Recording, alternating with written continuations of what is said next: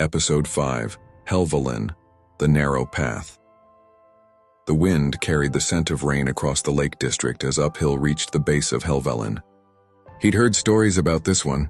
Not the tallest, not the wildest, but perhaps the most feared. At its spine stretched a knife-edge ridge called Striding Edge, narrow as a thought, sharp as a test of courage. Uphill looked up at it and smiled to himself. Let's see what lessons you've got, old friend. The first part of the climb was easy, a steady rise through damp grass and loose stone. But as he neared the ridge, the air grew colder, thinner. Clouds rolled low across the peak, wrapping everything in ghostly gray. That's when he saw her. A young woman sitting on a rock just before the ridge, her helmet in her lap. "You all right?" he asked gently.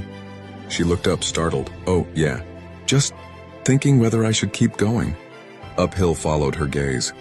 The ridge stretched ahead, jagged and narrow, with steep drops on either side that vanished into mist. The path was no wider than his boots. He nodded. "You're not the first to hesitate here. Have you done it before?" she asked. "Not yet," he said, smiling. "But every mountain's path is only as wide as your courage." She gave a nervous laugh. "Easy for you to say." "Not really," he said. "I'm scared too. That's how I know I'm alive." They started across together.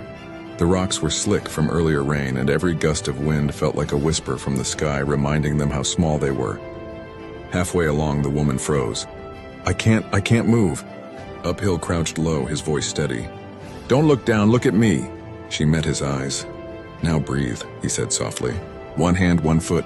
The path isn't your enemy, it's your teacher." Slowly she took a step, then another.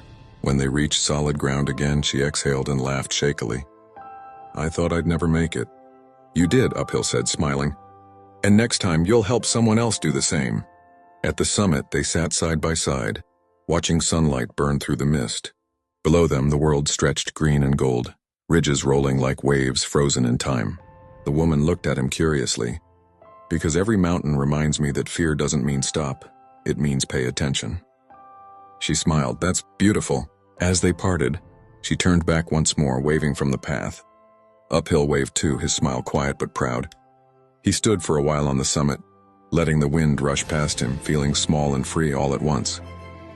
Then he looked to the north, to the next peak rising like a dream beyond the clouds. 5 down, 3 to go.